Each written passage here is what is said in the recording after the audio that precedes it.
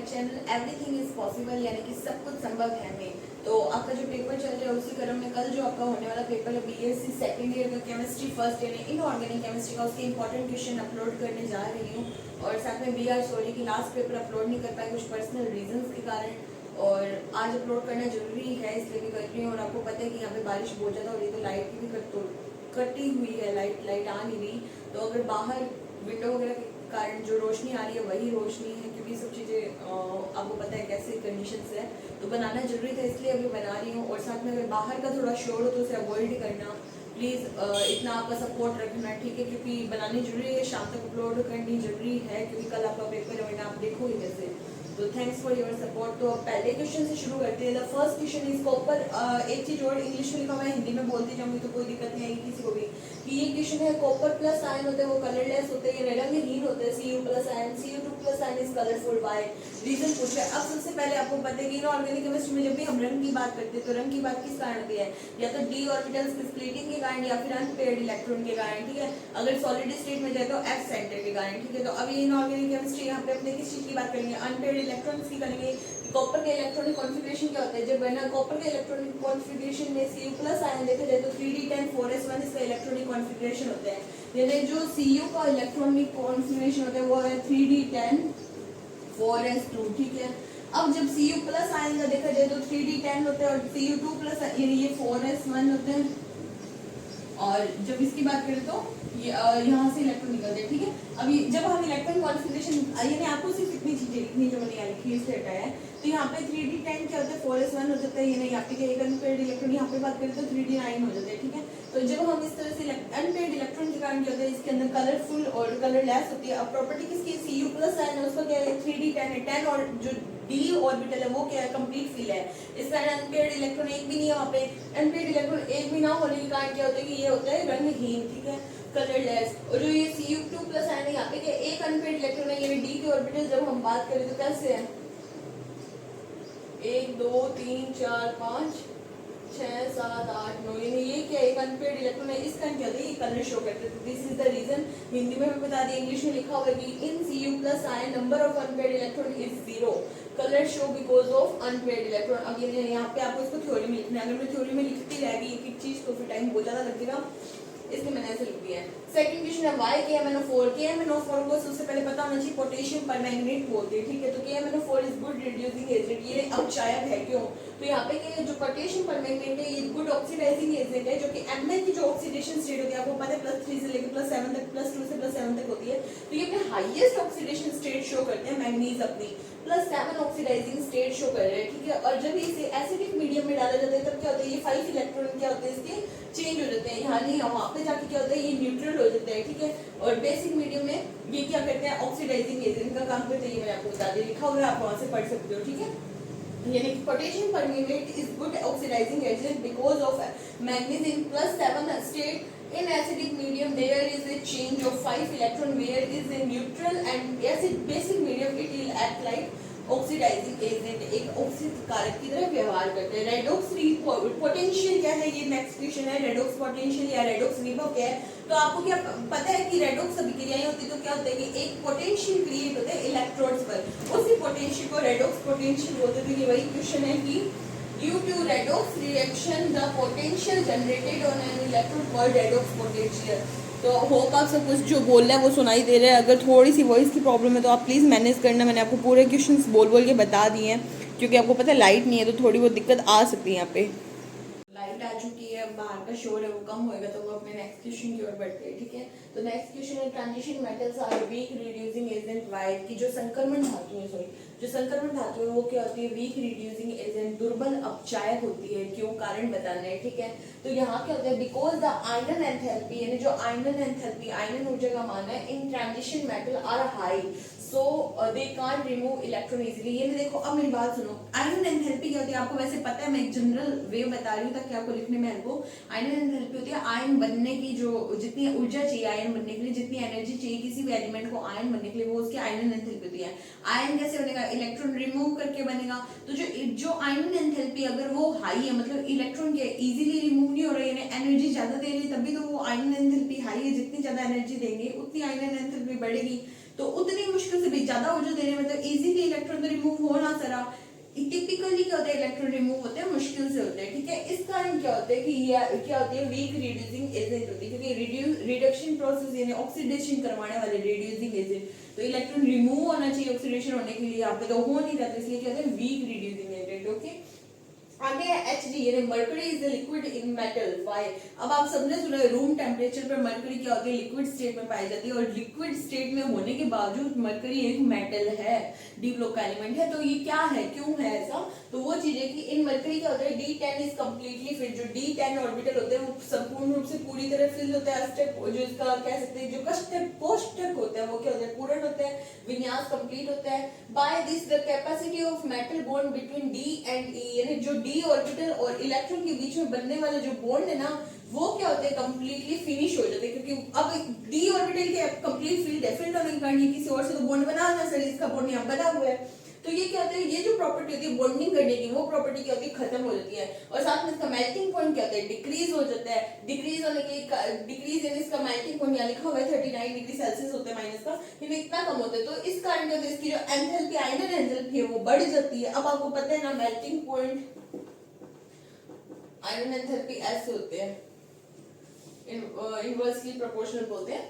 तो iron melting point जैसे बढ़ेगा तो आयरन एंथैल्पी क्या होगी घटेगी, ठीक है। अब मेल्टिंग पॉइंट यहाँ पे क्या है बहुत कम है, तो आयरन एंथैल्पी क्या अपने आप बढ़ रही है, ठीक है। तो ये क्या हो रहा है बहुत हाई हो जाती है। That's why mercury is only liquid metal found in periodic table. Mercury क्या है एकमात्र लिक्विड है, मेटल है, लिक्विड तो है लिक्विड के साथ मेटल है जो कि क्या होता है आवर्त सारणी में पाया जाता है, ठीक है। तो आपको समझ आ गया, एक बार रिपीट कर देती हूँ हिंदी में। सबसे पहला क्वेश्चन है transition metal are weak reducing agent. क्यों? क्योंकि जो ट्रांजिशन एलिमेंट यानी संक्रमण धातुओं की जो आयनन ऊर्जा का मान है वो क्या होता है ज्यादा होता है, जिस कारण क्या होता है वो इलेक्ट्रॉन आसानी से त्याग नहीं सकते, इस कारण वो अपचायक दुर्बल अपचायक कहलाते हैं। ओके, फिर है next question mercury is a liquid metal. जो मरकरी है वो द्रव धातु है। क्यों? क्योंकि क्या होता है मरकरी का जो D10 कक्षक है वो पूर्ण विन्यासित होता है, जिस कारण क्या होता है D और अदर इलेक्ट्रॉन जो बाहर के इलेक्ट्रॉन होते हैं उसके बीच में बॉन्ड बनने की जो कैपेसिटी होती है वो खत्म हो जाती है। इस कारण क्या होता है जो मेल्टिंग पॉइंट का मान है वो घट जाता है, और घटने के साथ जैसे मेल्टिंग पॉइंट का मान घटेगा तो आयनन एंथैल्पी यानी आयनन ऊर्जा क्या होगी बढ़ जाएगी, जिस कारण क्या होता है मरकरी लिक्विड मेटल के रूप में पाई जाती है। और ओनली एंड ओनली एक मात्र है, ये बार बार इसलिए रिपीट कर रही हूँ बच्चे जानते पूछते हुए भी गलतियां कर देते हैं, मतलब मैंने बहुत सबको देखा है इसलिए।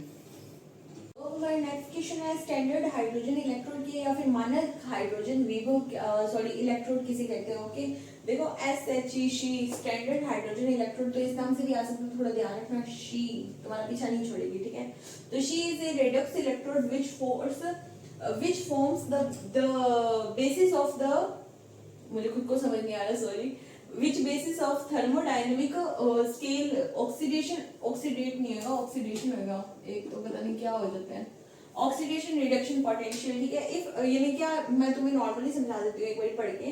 If hydrogen gas is absorbed at 1 atm pressure over a platinum electrode dipped at 25 degrees Celsius on 1 mole HCl, its regular electrode of hydrogen and its potential is electron plus minus 0 volt। देखो normal क्या होता है, ये एक तरह का scale होता है, ठीक है। जो मानक हाइड्रोजन इलेक्ट्रोड है ये एक तरह का स्केल है जो ऑक्सीडेशन और रिडक्शन के पैमाने को नापने का काम करता है, ठीक है।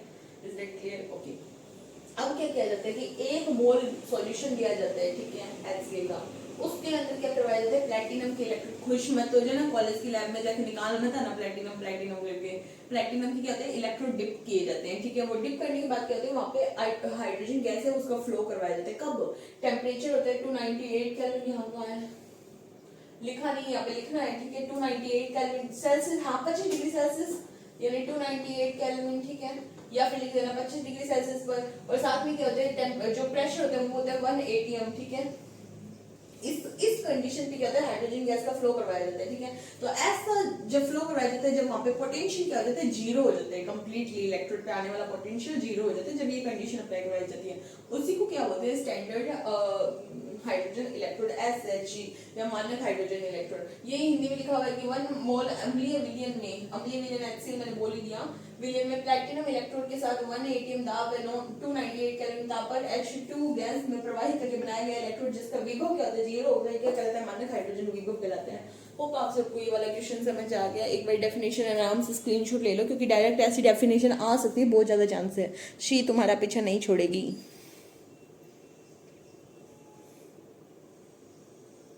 जो नेक्स्ट क्वेश्चन है वो है अधिशोषण या फिर एड्सॉर्प्शन से आप क्या समझते हैं, डेफिनेशन बतानी है, ठीक है।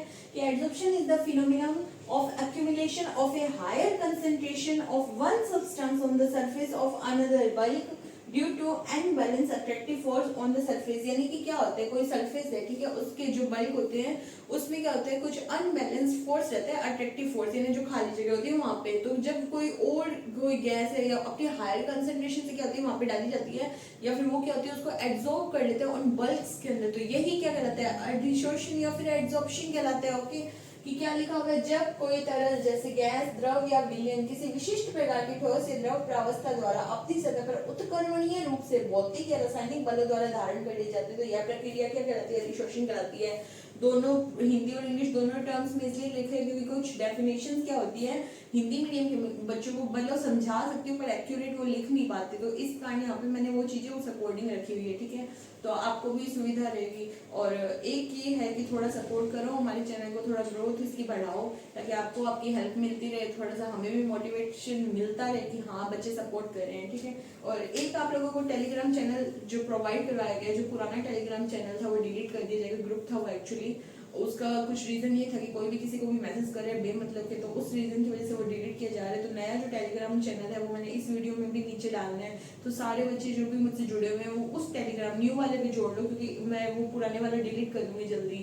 और सेकंड चीज ये, बहुत सारे बच्चे मुझसे पर्सनली क्वेश्चन पूछते हैं, आप कहाँ से हो, आप क्या करते हो, आप कौन सी क्लास में पढ़ते हो, आप पढ़ा कब से रहे हो, तो मैं क्या हूँ क्या नहीं हूँ बता दिया जाएगा आपको। थोड़ा मुझे उस लेवल पे तो आने दो, थोड़ा मुझे भी तो रख लो कि हाँ ठीक है क्या है। बाकी हाँ ये है कि बहुत जल्दी आपको बता दिया जाएगा अगर कोई लाइक हम आए तो, ठीक है। और उसके अलावा सबसे मेन बात होती है, आपको कोई भी बात करनी हो, आपको पेपर मेरे पास होते हैं, मैं खुद बनाती हूँ, जैसे भी मेरे पास कोई भी इंपॉर्टेंट क्वेश्चन होते हैं तो वो जैसे मेरे पास है तो आते ही, या जैसे मैं बना रही तो वो आपके पास सेंड कर दिए जाएंगे, मेरे पास नहीं रखे जाएंगे, क्योंकि वो सिर्फ और सिर्फ आपकी हेल्प के लिए है। तो ऐसे मत मैसेज किया करो मैम आपने भेजा नहीं, मैम आपने ये नहीं किया, मैम आपने वो नहीं किया। पूरी कोशिश रहती है सारों को आंसर मिले, सारों को पेपर मिले, ठीक है। तो एक प्रोसेस होती है, कभी लंबी हो जाती है, कभी टाइम कम टाइम हो जाती है। आज देख लो आज मौसम इतना अच्छा हो रखा है पर लाइट वगैरह है नहीं, ठीक है। अब आई है, आ रही है, जा रही है, आ रही है, अभी भी इतना लिखने में भी 2-3 बार ये चीज हो चुकी है। तो थोड़ा सा तुम भी पेशेंस रखा करो, तुमको सब कुछ मिलेगा। और थोड़ा सा हमें भी मोटिवेशन दो अपना, लाइक इतने तो कमेंट तुम्हारे होते हैं, इतने लाइक नहीं होते, लाइक भी तो कर दिया करो ना, ठीक है। तो अब ये चीज होगी, इसके बाद में चलते हैं नेक्स्ट क्वेश्चन है आरएफ मान या फिर आरएफ वैल्यू या फिर बोलते हैं आरएफ फैक्टर के, ठीक है। तो किसी विलेय पदार्थ द्वारा अपने उच्चतम सांद्रता वाले बिंदु से ऊपर की ओर तय की गई दूरी तथा विलायक द्वारा तय की गई दूरी के मध्य अनुपात, ठीक है। It is the ratio between solute and solvate, यानी जो सोल्यूट होते हैं वो क्या करते हैं, हायर कंसंट्रेशन वाले, जो उसका हायर कंसंट्रेशन है उससे ऊपर कितना जा सकता है वो वाली जो डिस्टेंस है, और जो विलायक यानी सोलवेंट है उसके बीच की जो डिस्टेंस है, ठीक है, वो कितनी डिस्टेंस तय करते हैं। इन दोनों के बीच का जो रेशियो है, इन मॉलिक्यूल्स की डिस्टेंस के बीच का रेशियो, वो क्या कहलाता है, आरएफ फैक्टर कहलाता है, आरएफ वैल्यू कहलाता है, ठीक है। हिंदी इंग्लिश दोनों में लिखा हुआ है, बता दिया। आरएफ वैल्यू तो बोल के भी इंग्लिश में भी बता दी, तो आपको दिक्कत नहीं है कि हिंदी इंग्लिश वाला इतना इशू नहीं होता। नेक्स्ट क्वेश्चन है वो है लैटिमर्स रूल के, लैटिमर का आरेख के, इसको ग्राफ या आरेख बोलते हैं, ठीक है। तो वो क्या है, तो 1952 में लैटिमर ने दिया था, ठीक है। इस किसी एक तत्व की विभिन्न ऑक्सीकरण अवस्थाओं से संबंध ऑक्सीकरण अभिक्रिया व उनके इलेक्ट्रॉन विभवों को दर्शाने वाले समीकरणों का संक्षिप्त सारांश दर्शाने वाला आरेख लैटिमर आरेख है। मतलब ये एक ग्राफ है जो क्या करते हैं, डिफरेंट जो केमिकल रिएक्शन होती है उनके इलेक्ट्रोड पोटेंशियल शो करते हैं, ठीक है, पोटेंशियल वैल्यू शो करते हैं। और साथ में क्या करते हैं, जो ऑक्सीडाइजिंग जो उनकी कंडीशन ऑक्सीडेशन स्टेट से डिफरेंट होती है कई एलिमेंट्स की, तो इन दोनों के बीच में क्या होता है, एक जो मतलब सारांश जो इसको बताते हैं वो क्या कहलाता है, लैटिमर आरेख कहलाता है। लैटिमर आरेख लैटिमर ने दिया था 1952 में, ठीक है। इंग्लिश में लिखा हुआ है the graph which show different oxidation state related oxidation reactions and electron potential of reaction called Latimer's graph. Okay, समझ आ गया। तो ये चीज है। समझ आ गया होगा, होप इम्पोर्टेंट है, ठीक है। उसके बाद में व्हाट इज कीलेट, तो ये अपने 11 12 में सब में पढ़ा है। Inorganic chemistry is very easy, ठीक है। आप आराम से इसको समझ सकते हैं, आराम से अपना कॉन्फिडेंस बूस्ट कर सकते हैं। इवन ये केमिस्ट्री है जो बायो वालों की तो फिजिकल बहुत खराब होती है, तो जो फिजिकल केमिस्ट्री उसके नंबर भी ये कवर मार लेती है, ठीक है। तो ये उनके ऑर्गेनिक हार्ड होते हैं, but inorganic is completely like एकदम चिल मोड में पढ़ो, ठीक है। आज तो मौसम भी अच्छे, चाय वाय लेके बैठ के पढ़ना, आराम से वीडियो देख लेना, 2-3 बार इतने क्वेश्चन याद हो जाएंगे और इसमें से क्वेश्चन पढ़ जाते हैं। जितने मैंने देखे हैं उन सब में लगभग पढ़ रहे हैं, ठीक है। तो आपके लिए इम्पोर्टेंट ही है। उसके बाद में क्या है, व्हाट इज किलेट, ठीक है। किलेट क्या है, काइलेट भी बोलते हैं कुछ लोग इसको, या चिलेट, कईयों की बहुत वास्ट इंग्लिश होती है तो उनके लिए चिलेट, ठीक है। When any Polident ligand make multiple bond, देखो कोई एक पॉलीडेंट लिगैंड है यानी बहुदंतुर लिगैंड है, बहुदंतुर यानी जिसके बहुत सारे दांत हैं, ठीक है। ऑक्टोपस टाइप, ऑक्टोपस की तो फिर भी कैलिकुलेटेड होते हैं, तो बहुदंतुर यानी कितने में बना सकते हैं, तो अलग अलग कंडीशन में, कोई टेट्राडेंटेड, कोई पेंटाडेंटेड, ऐसे करके, ठीक है। तो इस तरह से क्या होता है, जो बहुत सारे दंतुर वाले यानी बहुत बॉन्ड बना सकते हैं, इस टाइप का कोई लिगैंड है, तो वो क्या करते हैं, चारों तरफ अपने क्या करते हैं, मेटल आइटम से जुड़ते हैं, बॉन्ड बनाते हैं। बॉन्ड कौन सा बनता है, कोऑर्डिनेट बॉन्ड बनते हैं, सहसंयोजक बंध बनते हैं, ठीक है, उपसहसंयोजक बंध। तो ये जो बंध बनते हैं ना, उस वो जो प्रोसेस होती है ना, तो वो क्या कहलाती है, किलेट कहलाती है। यानी वो जो कंडीशन होगी, एक साइक्लिक स्ट्रक्चर बन जाएगी जिसमें क्या होता है, चारों तरफ अलग अलग टाइप के क्या जुड़े थे, मेटल जुड़े थे, चार अलग अलग बॉन्ड बने होते हैं, ठीक है। तो वो जो चीजें हैं वो कहलाती है बहुदंतु लिगैंड और इसी को बोलते हैं किलेट स्ट्रक्चर, ठीक है। तो ये क्या है, when any polydentate ligand make multiple bond with different coordination bond, make different coordination bond, ये आएगा, and cyclic product form called chelate, ठीक है। ये जो साइक्लिक स्ट्रक्चर है, यहाँ पे देखो Cu2+ आयन दे रखे, यहाँ पे CH2 NH2 के 2 फॉर्म ले लिए, तो ये क्या होगी, एक साइक्लिक स्ट्रक्चर बन रही है जिसमें क्या +2 चार्ज है, तो ये क्या है, काइलेट है। एग्जांपल आपको लिखने हैं, अगर कोई मॉलिक्यूल का पूछ लिया जाए तो दिख तो सही से रहा है, ठीक है। ओके, जो हमारा नेक्स्ट क्वेश्चन है वो है EAN रूल, प्रभावी परमाणु संख्या रूल, या फिर इसको बोलते हैं effective atomic number rule. Okay, EAN rule बोल सकते हैं। तो ये क्या होता है, ये किस तरह का रूल ये होता है, इसके बारे में क्या लिखना है ये सुन लो। इन ए कॉम्प्लेक्स की एक संकुल में क्या होता है, it defined as the total number of electron present around the CMI। CMI से आप क्या समझते हैं, अगर आपको याद आ रहा हो तो सेंट्रल मेटल आयन होते हैं ना, उसको CMI बोलते हैं, ठीक है, यानी केंद्रीय धातु परमाणु, ठीक है। तो it is often referred as 18 electron rule, इसी को क्या कहते हैं, 18 इलेक्ट्रॉन का नियम भी कहा जाता है, ठीक है। Electron metal ion plus number of electron donated bye ligand, ये इसका फॉर्मूला है EAN का, ठीक है। तो ये मैंने इजी वे में लिखा है, हिंदी इंग्लिश की कोई दिक्कत नहीं, कोई किसी का लोचा नहीं है, ठीक है। आराम से सबको समझ आएगा, तो आराम से समझ लो, ऐसी कोई बात नहीं है, ठीक है। तो अब फॉर एग्जांपल यहाँ पे दे दिए कि इसकी कैलकुलेशन करनी है, आपको कॉम्प्लेक्स दे रखे थे, इसके अंदर बताने टोटल इफेक्टिव एटॉमिक नंबर कितने हैं, ओके। तो यहाँ पे एटॉमिक नंबर ऑफ कोबाल्ट पे कितना होता है, 27 इलेक्ट्रॉन होते हैं। अब यहाँ पे क्या +3 चार्ज दे रखे, तो माइनस यहाँ से 3 कर देंगे, 3 इसने क्या कर दी, डोनेट कर दी, तो ये कितना आ गया, 24 है, ये 24 है, ठीक है, 24 हो गया। उसके बाद में NH3 पे कितना होता है, न्यूट्रल लिगैंड, वैसे NH3 तो एक न्यूट्रल स्पीशीज है, बट कितने टोटल कितने हैं, तो 12 हो गए। उसके बाद में 24 + 12 टोटल कर देंगे तो क्या आ जाएगा, 36, इसका इफेक्टिव एटॉमिक नंबर आ जाएगा, ठीक है। एक यार तुम लोग थोड़ा, मैं तुमसे पर्सनली जिक्र कर रही हूँ ये चीज का, माइंड मत करना कोई भी, सबको लेके नहीं बोल रही, कुछ लोग हैं जो मैसेज में बोलते हैं कि लाइक मैम आप बहुत अच्छे हो, ठीक है, इट्स ओके, हाँ मैं हूँ अच्छी, आपके लिए इतना कुछ कर रही हूँ, पर अपनी लिमिट मत बढ़ाओ, ठीक है। तो ऐसा कुछ नहीं है, मैं सिर्फ आपको पढ़ाई के लिए सपोर्ट करना चाह रही हूँ, और कोई वो एम नहीं है मेरा, ठीक है, किसी भी तरीके से एकदम फेमस होने का, बस पढ़ाई को लेके पढ़ाई तक रहा करो आप, वो मेरी बात समझ रहे होगे, ठीक है। तो ये आपका हो गया नेक्स्ट क्वेश्चन। इसके बाद हम नेक्स्ट क्वेश्चन की ओर बढ़ते हैं। समझ आ गया होगा, हिंदी इंग्लिश में एक बार हिंदी में रिपीट कर देती हूँ कि एक संकुल के अंदर क्या होते हैं कि जितने total number of electron present होते हैं ना केंद्रीय धातु परमाणु के चारों ओर, उसी को क्या कहा जाता है, इफेक्टिव एटॉमिक नंबर या प्रभावी परमाणु संख्या कहा जाता है, ठीक है। इसको 18 इलेक्ट्रॉन का नियम भी कहा जाता है। अब इसका फॉर्मूला क्या हो गया, EAN का, केंद्रीय धातु पे जितने इलेक्ट्रॉन है उनका, और जो लिगैंड के द्वारा इलेक्ट्रॉन डोनेट किए गए हैं उनका जो योग होता है ना, देख लो नीचे एक एग्जांपल देके बता दिया, उसी को क्या कहा जाता है, प्रभावी परमाणु संख्या कहा जाता है। Okay, got it. जो नेक्स्ट क्वेश्चन है वो है EDTA की फुल फॉर्म क्या होती है, आपने बहुत बार सुना है, EDTA एथिलीन डाइअमीन टेट्राएसिटेट, ठीक है, एसिड है ये एक तरह का, तो ये इसकी फुल फॉर्म है, आपको सेम ही लिखनी हिंदी इंग्लिश, अब मरना मत डालना हिंदी इंग्लिश का। उसके बाद व्हाट इज कॉम्प्लेक्स कंपाउंड या फिर संकुल यौगिक क्या है, ठीक है। तो वेयर द CMI, अभी बताया CMI क्या था, central metal ion is a metal and surrounded by non metal atom और ग्रुप, ठीक है, यानी कि क्या है, जो केंद्रीय धातु परमाणु है वो तो क्या है, मेटल है, और ये नॉन मेटल के द्वारा क्या है, सराउंडेड है, ठीक है, इस तरह से अब यहाँ पे कोई भी लिख सकते हो। Both the central atom ion and ligand are joined by chemical bond, ये बॉन्ड्स के द्वारा जुड़ते हैं like covalent bond, ionic bond, coordinate bond. तो इसको क्या कहा जाता है? कॉम्प्लेक्स कंपाउंड कहा जाता है। ये इसकी डेफिनेशन होगी। फिर लास्ट 4 ट्रांस यूरेनियम एलिमेंट, पहला क्या है फर्मियम है, दूसरा क्या है मेंटिलिडियम है, शो जिसके द्वारा शो करते हैं वो लिखा हुआ है FM। तो लास्ट 4 एलिमेंट बीच में कुछ प्रॉब्लम से वो हो गया कैमरा, ठीक है। तो फर्स्ट क्या फर्मियम FM, मेंडेलियम MD, और उसके बाद में है नोबेलियम NO और लॉरेंजियम LR। दोबारा बता रही हूँ, EDTA की full form ethylene diamine tetraacetate acid. उसके बाद में व्हाट इज कॉम्प्लेक्स कंपाउंड यानी संकुल यौगिक क्या है, जहाँ पे क्या होता है केंद्रीय धातु आयन, तो क्या होती है धातु होती है, और उसके जो चारों ओर क्या होते हैं नॉन मेटल आइटम यानी नॉन मेटल धातु और एटम सॉरी तत्व और ग्रुप लगे होते हैं, ठीक है। और ये क्या होते हैं किसी भी केमिकल रिएक्शन या केमिकल बॉन्ड के द्वारा क्या होते हैं जुड़े होते हैं, जैसे कि covalent bond, ionic bond, coordinate bond etcetera, ठीक है। नाम आपको बताई दिए, ओके डन। लगभग पेपर में जो आने वाले क्वेश्चन है 1.5 मार्क्स वाले वो मैंने आपको करवा दिए, ठीक है। इसके अलावा कोई भी इंपॉर्टेंट क्वेश्चन होते हैं यहाँ से मैं साथ साथ में अपलोड कर दूंगी। यहाँ से जैसे यूट्यूब पे वीडियो अपलोड होगी, साथ ही साथ टेलीग्राम जो चैनल है जिसका लिंक डिस्क्रिप्शन में डाल रही हूँ उसी चैनल पे अपलोड होगी, तो उसको ज्वाइन कर लेना। वहाँ पे जो इंपॉर्टेंट क्वेश्चन है विद सॉल्यूशन वगैरह जो भी होगा मेरे से पॉसिबल वो सब अपलोड कर दिया जाएगा मैटर। और पढ़ाई को लेके ध्यान रखा करो थोड़ा अपना, and all the very best. और थोड़ा सा सब्सक्राइबर बढ़ाओ, हमको मोटिवेट करो, ठीक है। Bye bye.